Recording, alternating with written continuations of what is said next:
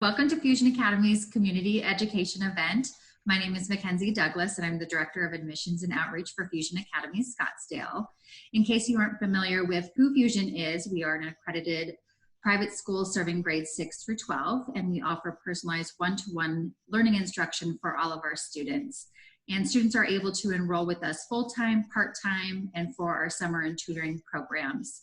We have a campus in Scottsdale, and in light of COVID-19, we have transitioned to our virtual online one-to-one classes. And tonight we have the pleasure of learning from Casey Heinsh on the topic of the roles of family dynamics in the classroom. Casey is a marriage and family therapist with extensive experience working with individuals, couples, and families of diverse backgrounds experiencing a variety of psychosocial challenges.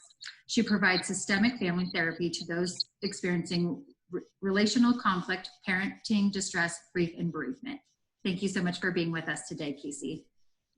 Well, thank you. So like I said, I normally do this presentation. I'm a very experiential therapist, so I normally do like all kinds of fun things. So it's interesting trying to adapt this to this kind of format. So kind of bear with me a little bit. If everyone mutes themselves, that's cool. But I will probably ask questions. If you want to participate. If you don't, and you're like, leave me alone, just shoot me a chat, and I'll leave you alone. But as a family therapist, I do everything kind of in systems work, so I don't like to talk at people. But I'm going to figure out here how to share my screen real quick. And we'll go from there so everyone can kind of see that. Cool. All right, so one of the things that I have found in my work is that family dynamics are in the classroom. Not only does a child live in a family and bring their dynamic into the classroom itself is a dynamic. And I feel like that's a piece that misses a lot, especially a lot of times parents forget that teachers are humans too, and they have their own families. And so I think that that's important to just recognize. So the goal today is to kind of talk about safety and security, most importantly, and different variables that impact a child's ability to learn, which most of you, I think, based on who's attending, understand that.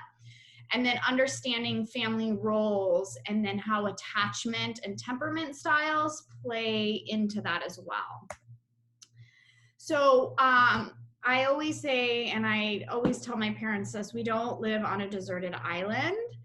And the reason why is kids are going to be who they're going to be, despite whatever you do as a teacher, as a clinician, as a parent. They're going to be who they're going to be because they have their natural temperaments, but they're responding to their environments all over their place. And one of the biggest predictors of a kid being successful, specifically in a school classroom, is their access to nurturing, whether that's at home or at school. Kids spend a significant amount of time at school. And so there's kind of this weird caveat about how does nurturing work at school? Because there's a lot of boundaries and things that are set up for good reason. Other variables that play into a kid's ability to learn or want to learn is obviously learning disabilities, giftedness, and any type of academic deficit or delay. So really what's important about this is a kid, I see this a lot because I work a lot with schools and I work with people at home, is a kid might be really outgoing at home and in one role, but super shy at school. And that might be related to a learning deficit or just some type of impairment. So you might see different types of personalities. And this can be really challenging for parents too, kind of not understanding what's going on. You could have a kid that's super compliant at home and all for it, and at school they're melting down, and parents are I don't understand, I don't know what's going on, and they're quick to kind of blame the school, but sometimes it's just one of these kind of learning variables that are playing a role.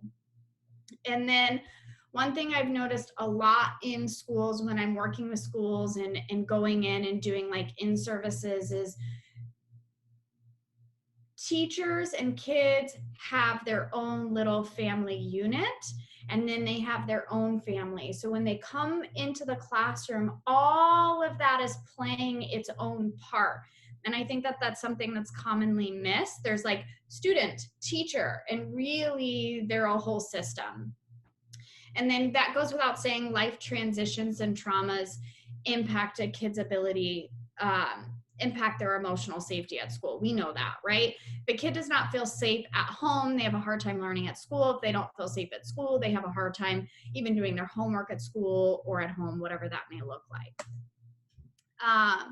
So I think I'm preaching to the choir here with this, but I think what's really important is and what's great about fusion is this is easier to do, which is to communicate what works for a kid and what doesn't work for a kid, right? So teachers have a lot, and they have a lot of IEPs, and they have a lot of 504s, or they just have all of these different personalities, and it's a lot for them to juggle. So sometimes just coming at your teacher and letting the teacher know, like, how does your kid function best? Like, does your kid do really well with structure and directives? Or does your kid, like, is he a little more slow to warm and need a little more compassion? Like, the teachers are who they are. They're going to respond the way that they normally respond in the way that works for most of the class. So sometimes not necessarily going in with, they need this accommodation, they need that accommodation.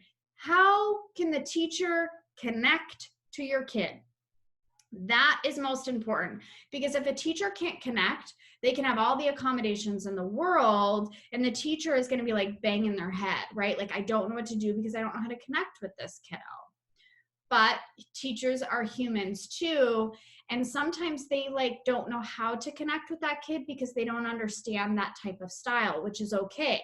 Like, there's kids that I see that I have a hard time understanding too.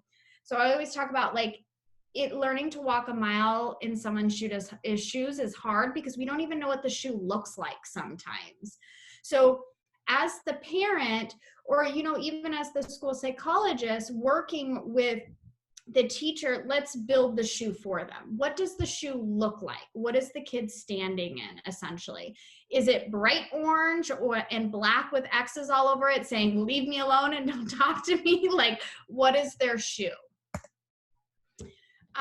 So one thing that's really important is understanding learning style. So again, the more access to nurturing a kid has, the more safety and security. And one safe and healthy way to access a kid through school and nurturing is their learning style, right? Like, you don't have to give a kid a hug to nurture them, essentially. I mean, it's great and we can do that. But at the same time, if we can speak their language, if we can speak their learning style. I mean, this was like a big thing for me growing up all of my life, and like dance. I could not learn how to dance unless I closed my eyes, and my instructors would not let me close my eyes. So I quit, right?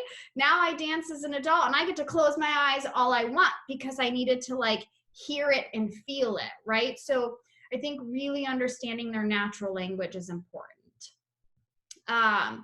Then something that's, I think we don't often see in schools, and I don't know really if that's because there's not a whole lot of time for it or if it's just not the place for it. So I'm willing to anyone to argue this point, is reflective listening and validation. Like, again, more connection, letting the kid know, like, I get it, I see you, I hear you, you're angry, you're happy, you're sad, you're frustrated, and telling him, I get it, I want to rip up my paper too. I get it, I want to like run for the hills too. I think oftentimes there's this weird where the kid goes and sees the counselor, the school psychologist, and they get all of that, but there's a missing communication piece that happens with the teacher and the student sometimes.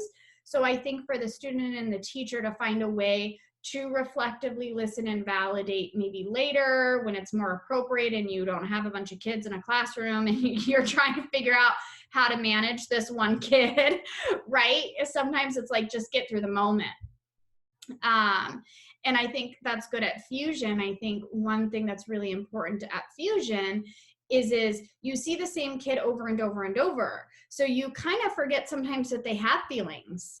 So recognizing that they have feelings, checking in with them, reflecting and validating just kind of what you're seeing, I think is super important. It's like our partners or our kids, we see them every day, right? It's just rote over and over and over, and we just expect them to show up one way, and when they don't, we just get angry, or we get frustrated, or we get annoyed. So reflecting and creating that security.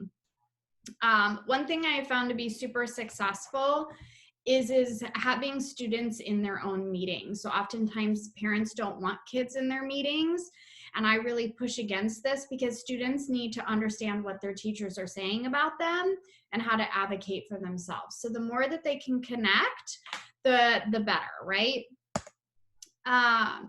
So I'm going to kind of talk about family roles here in a minute, but I think one thing that's really important is when we talk about family roles, which again, I'll get to and it'll make more sense, the more strict an environment you have, the more static a role becomes. So once a kid gets pigeonholed into a role, they can't come out of it. But if the environment is a little more flexible, they can float in between roles and it's not as rigid per se. Well, when we have kids that have learning disabilities or some type of deficit or even giftedness, oftentimes they get pigeonholed into like a scapegoat role or a lost child role. So a kid with dyslexia is often a kid that is not going to necessarily talk a whole lot.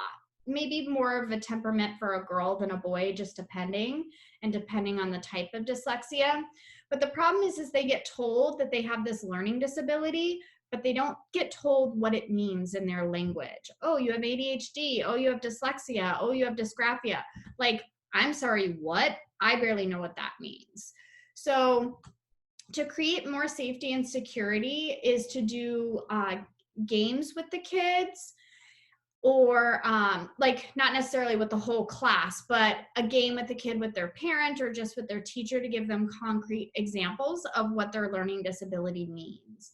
So something I do with a lot of parents is I make them play Mad Gab if their kids have dyslexia.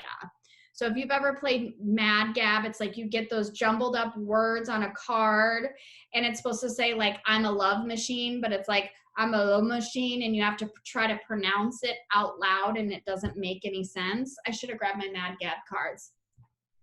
So this helps kids and parents understand what it's like to be a child with dyslexia.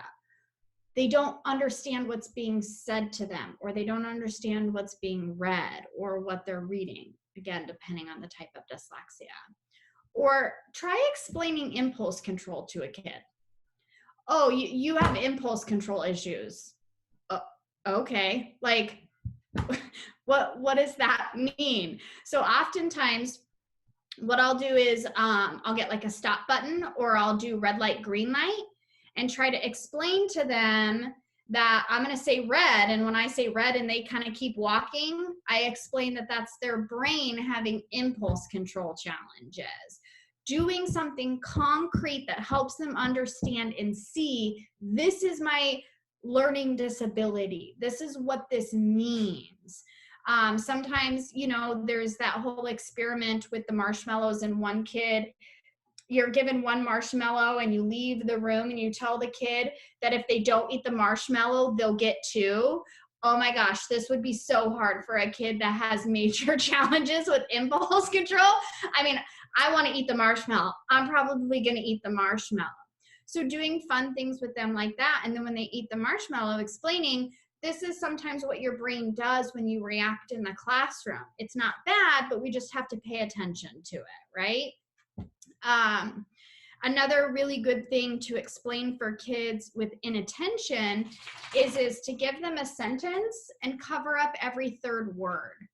So kids with ADHD, the reason why they don't follow instructions is because they don't read the instructions, because they have distractibility.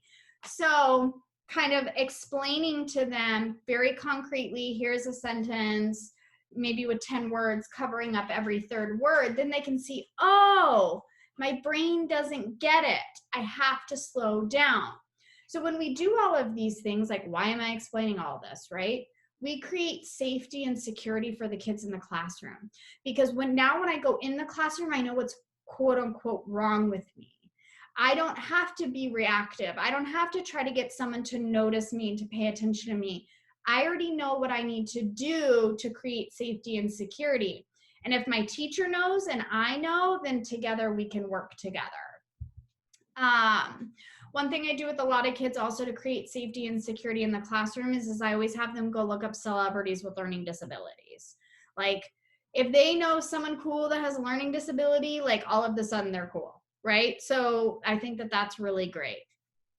And something that I think is important for teachers in the classroom, just because we're not all neuropsychologists and we're not all like learning about all of the different things, is this understanding the difference between a learning disability error and a student error, or what are different errors for different types of disabilities. Like, our gifted kids, they're just gonna like not turn in assignments. Why aren't they gonna turn in assignments? Because they're gonna struggle with perfectionism. But a kid with ADHD, you could like literally tell them as they get out of the car, go turn in your homework. And by the time they get into the classroom, they've thought about like 500 things and saw 5 squirrels, and they're still not going to turn in their assignment, right? So like looking at maybe these different things, you know, a normal student error might be like a kid that's for some reason not reading the instructions, doesn't necessarily have ADHD, but maybe they're just more of an anxious type, right? So we can work with that. That's not a learning disability error. That's just a student temperament error. Does anyone have any questions or comments or add-ins or anything that they want to say before I keep going? Okay, cool. All right. So one thing I do in my office that I really come from this lens, and I think it's really important, and I think most of you really know attachment anyways, if you work in some school in some type of capacity. So we have different attachment styles, and these attachment styles really play a role in our family roles and our family dynamic, which again, this will all make sense. So we have our secure attachment, which is like these kids trust other kids. They're going to come into this classroom and they're going to trust the teacher, and they're going to be kind of like maybe more of your star student. But then you might have an anxious kiddo. This kiddo is maybe going to need a lot of reassurance from the teacher, right? They're going to need a lot of hand holding. So this can be really difficult in bigger classrooms. Or you're going to have your avoidant kiddo. So these are your kiddos that are going to be like, I want to do it on my own and I don't want your help. And they're probably going to have some meltdowns along the way because we can't learn on our own. And then disorganized, which is called several different things in attachment language. But for the sake of this, I'm just going to call it our disorganized kiddos. These are your kiddos who are like, I love you and I hate you all at the same time. So these are going to be definitely your kiddos that have more outbursts where they're like so sweet one minute and the next thing you know, you're helping them and then they like want nothing to do with you. They can't seem to trust anyone. So when anytime anyone gets super close to them, they want to push you away, right? So sometimes they can be challenging. So having said that, teachers also have attachment styles, and attachment styles evolve into adulthood. So if you have, say, more of an anxious type teacher, but again, that's not like awful or bad. It's just it's an attachment style with more of an avoidant kiddo. That might be really hard because your anxious teacher wants to make sure everyone's doing everything right and they feel good and they're trying to create safety for everyone. And then you have this avoidant kiddo that's like, stop talking to me, leave me alone. That might be a little more concerning for them, right? So that's playing a significant role in the dynamic. If you have if you have a teacher that was more avoidant as a kid and is very like independence, and this is how we're going to be, and this is how we're going to behave, that might be really hard for a disorganized kiddo because this kiddo is gonna be like, I'm sorry, what? You like don't care about me. You're always telling me what to do. You don't see me, right? They're just gonna kind of push that teacher off when really the teacher is just trying to help them initiate and be successful. So these different types of attachment styles really play a role. And as adults, we have different levels of attachment styles, but for the sake of this, I don't think we necessarily need to go into that. So here is just kind of some of the examples that I already gave about what you might see for kids with different attachment styles. All right, family roles. So this is my jam. This is what I do. I do families. So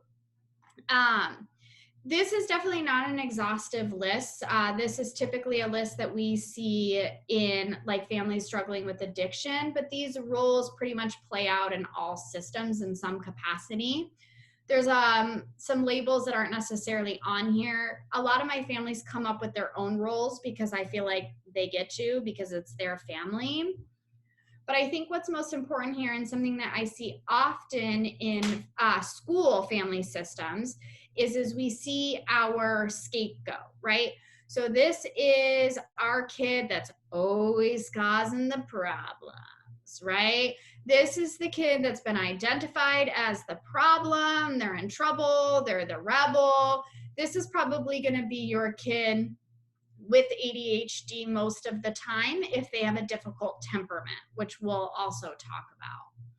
The other thing I see often is our hero, our star students. So our hero and our scapegoat, they typically have some kind of issue going on. And it's more of a passive issue. So the scapegoat is jealous of the hero, right? And like maybe comparing themselves. And the family hero is always like, God, can't that kid just like get it together? You know, there's some type of passive engagement going on.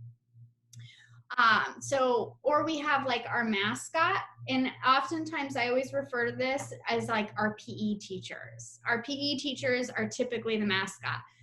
Patrick's a mascot. So, but this is like the one that's like trying to put pep in everyone's step, and they normally get along really well with the scapegoat. So because they're trying to like put pep in their step, they're trying to be like, come on, come with me. It'll be cool. It'll be fine. So that sometimes can be a really good pairing for the two. But if you have a teacher and a student that are both the scapegoats, if you have a teacher at home that like, for whatever reason, you have a dad or mom that's like blamed for everything all of the time, and you have a student like that, those two are probably going to be at odds. They're going to be competing for that role. And again, they don't know necessarily that they're doing it either. So there is some transference or projection. So what's really important is, as professionals, even myself, is knowing my own family role and knowing my own shit, for lack of a better word, and how I put that on a kiddo, right? So like, hands down, I was the scapegoat in my family. Like I was the black sheep, could never do right? So sometimes when I see these scapegoat kids, I have to like kind of check myself and be like, okay, just because I think I have it figured out doesn't mean that they have it figured out. I really need to stay calm and low and remember that they have their feelings and that their experience is different than mine. We have our lost child. This is, this is always our creative kiddos. And so they're really good. They just like sit in the background. They don't cause any problems. And so there's a lot of interactions. A mascot doesn't necessarily always understand a lost child. Like this person just like doesn't have any pep in their step. Like what's going on? But a family hero, like, loves the lost child, right? They're very compliant. They're very hanging, like will kind of do whatever, but they're also probably pretty distractible too. So everything has its pros and cons. We obviously have enablers. We have enabling parents that do homework for children, which can create a significant problem for kids. Anyone else see any like roles that you might see in a family system or in a school that's not labeled here, obviously? Got it. You guys just like keep talking. We're done. All right. So I really like to use this sheet with my families. It says dysfunctional family roles, and I say take out the dysfunction and call it the function. So our family roles play a function. We have to have a function in our role. So in a classroom, you might have like a lot of heroes and like one scapegoat, or a lot of lost children and one hero, or oh, God forbid, lots of clowns and mascots that are just like bouncing off the walls all over the place. But just giving you a hard time, Patrick. But basically, we need to fit these roles because it plays a role in our environment. So we are like a car, and we have to have certain parts, and we have to have certain pieces in order for a family to function. So it's a function. So oftentimes we hear these kind of roles and we think negative things. Well, that's actually not always the case. Like, it's good to have a scapegoat, because if you have someone that's being blamed or causing problems, then it's telling you that there's a problem. Something's not working, whether that's in the family or in the classroom. It's not because this kid just sucks at life, right? Like she or he is telling you, I need something. So, or somebody else needs something, or something needs to change here. So I think that that's really just important to recognize that all of these roles have a function. If you look at this kind of side, it's like what's possible. All of these roles are really important, and they play a really important role. So our heroes, obviously, they're achievement oriented. They learn how to say no. They learn how to manage their perfectionism. The scapegoats can learn to like feel good and take risks. These are like your entrepreneurs. These are your people that are like getting in there. Your lost child, obviously, I think it goes without saying, they're your artists, they're your poetry, they're your, the people that write literature, they're your listeners, they're your therapists. I think that these people are really important. And then your clown or your mascot, like these are the people that like influence groups and bring people together. They're really good at entrepreneuring and marketing and things like that. So everything has its role. And so specifically in the classroom, it's important to understand how these things kind of interact. So I've said some of these things a little bit, which is our lost child, if they're a lost child in the classroom, they might be unintentionally desirable to a hero because they're just more compliant. We don't have to worry about them, right? That can be problematic in that we don't really know what's going on with them. And this is like our little girl in 3rd grade who has ADHD, but is a lost child and doesn't really say much.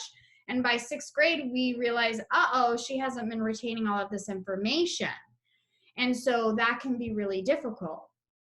But a lost child to another teacher who grew up as a lost child might actually be more concerned about the quiet kid, because he or she might know what that experience is like. This is, the teacher that might be eating lunch with this kid, that they've created kind of this bond. And I think that's great. I think what's important is when you look at your school, whatever school you're in, they're a transgenerational family. So if your administrators are really close with your teachers and you're a close-knit school, it's going to be like a multi-generational family living under the same roof.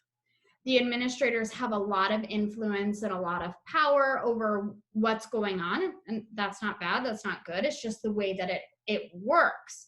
So it's important for the administration, if they're that close, to know who's going to pair well with who. So even if they're not their teacher, how can they serve as a role model for them? Because we can't just go switching kids around all the time. That just is not going to work, right? Kids have to learn to adapt. But for your schools, and Lisa, this may be more relevant for you, that have, administration is at the top, but the school is bigger, right? The administration might not have such a close impact. So it's important for the teachers of that grade to get together, have conversations, or with the social workers or the school psychologist, who's going to be the role model. So if you have a teacher that's very rigid and you have a lot of students that don't do good with rigidity, those students may need some kind of outlet at the school to help them feel safe and secure. Because next year they're just going to transition to a new parent. They're going to transition to what I would call like a foster parent.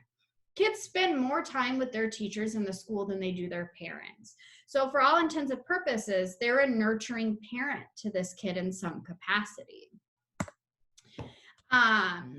So I kind of gave some of these examples already, which is mascot teachers might fare better with scapegoat children and might dismiss the lost child. Temperaments, which I'm going to talk about in a minute, play a big role. But what's really most important about this is if you know where you're coming from and you know your roles, then you can act accordingly in a classroom, and it's not bad. But if your classroom can be, or your school can be more flexible within means, then you're not going to have these static roles and you're not going to have this big clashing going on, because connection is the key to all of this, period.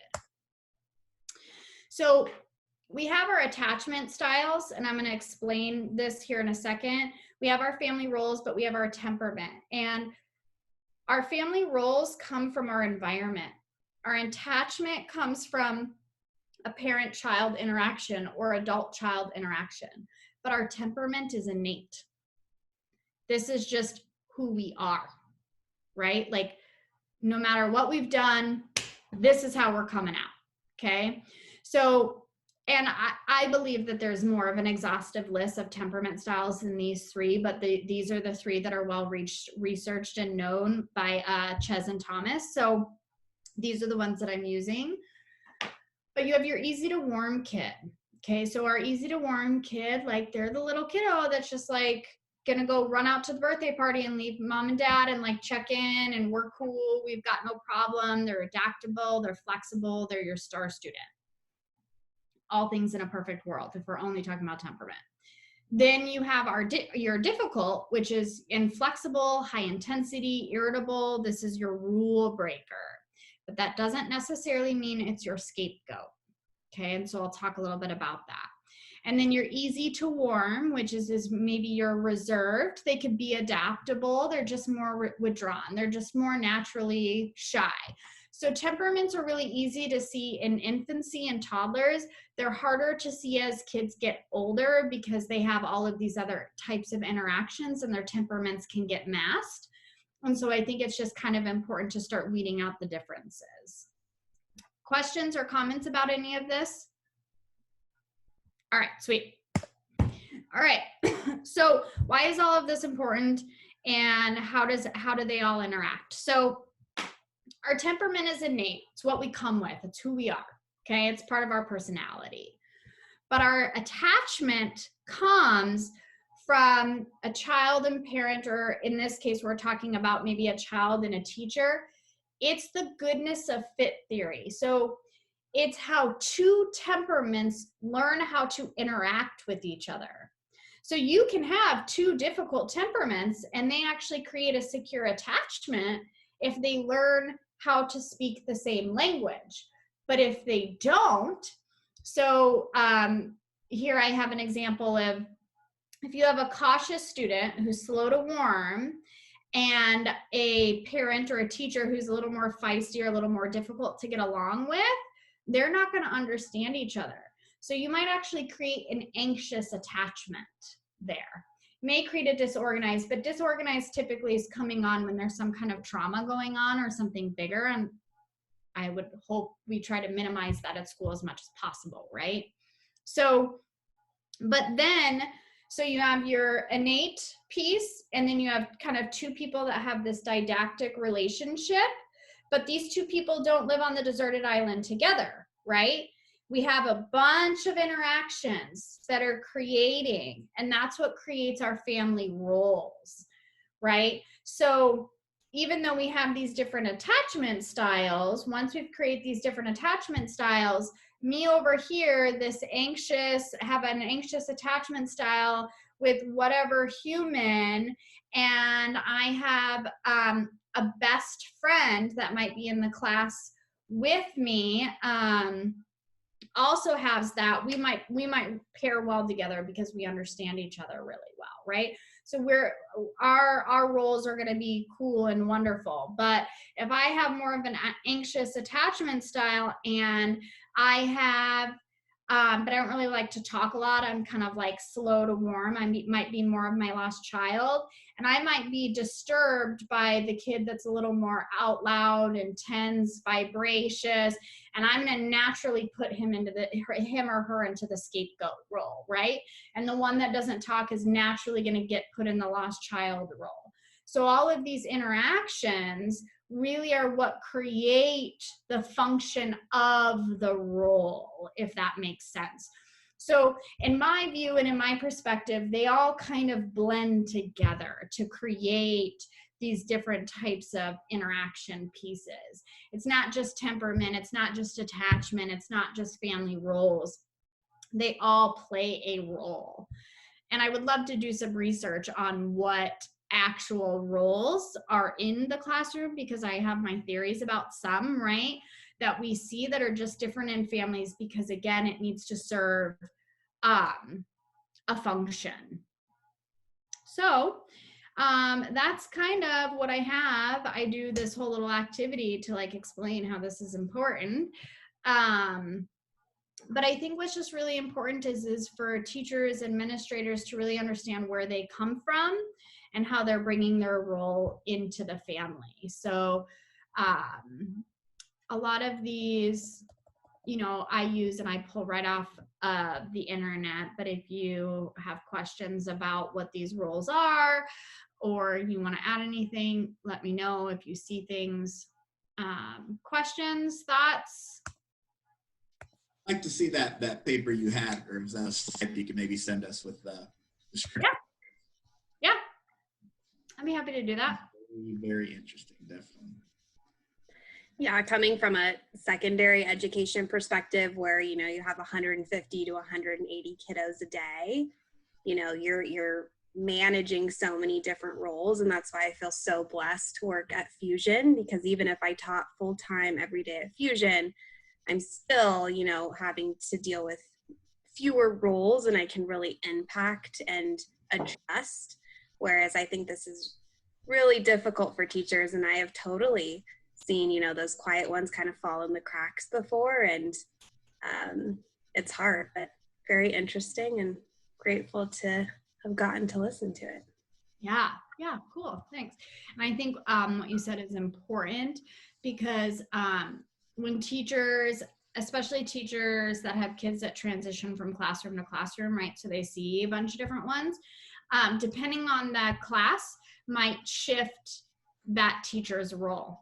So with one class, they might be more of like the hero, and another class, they might have to be more of a mascot. And if they can be flexible in that way, then that's really helpful. But for those teachers who have a hard time being more flexible, for whatever reason, I would imagine that's even more challenging for them. Cool. Lisa, you got anything?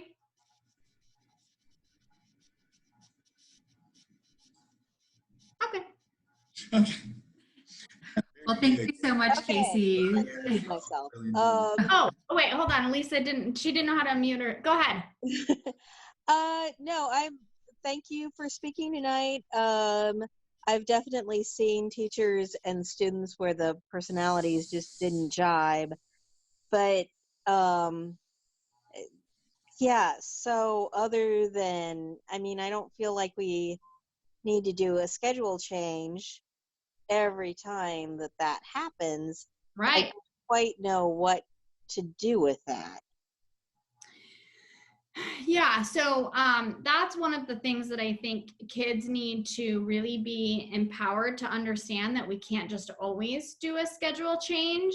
And so I think that's where the connection really comes in. finding a way over something that they can connect. Or finding someone else in the school that they can connect with. So I found a lot of times kids' behaviors will reduce if they have someone that they know that they can connect. I see this one little boy who just didn't jive with his teacher. She was a little more anxious. He was definitely disorganized. And there was one administrator, bless her heart, she was able to really connect with him. So he would tell me, I feel more safe knowing I can go to her if I need to. And his behaviors really started to dissipate. Just knowing I have a safe place, I have someone that sees me, I have someone that understands me. That's all I needed. Okay. Yeah. Thank you. Yeah. Yeah. But, you know, that's all in a perfect world. It doesn't always work that way. But it's all about safety and connection. Yeah. Okay. Well, thank you. And Yeah. thank you for speaking tonight. Yeah, absolutely. Thank you. Yeah, thank you so much, Casey, for being with us. This certainly has provided a lot of insight on how family dynamics play a role in the classroom. So I appreciate your time this evening. Oh, yeah. Thanks, guys. This webinar has been recorded, so I'll go ahead and send that out to everyone who has attended as a way to, you can review it again, or you can share it with any colleagues or families or friends of yours who may be interested in this. I think it's definitely worth sharing so people understand how this all plays a factor in our students' lives. So thank you again. I appreciate everybody being here this evening, and we'll see you next time. Bye-bye. Bye. Bye. Bye. Casey.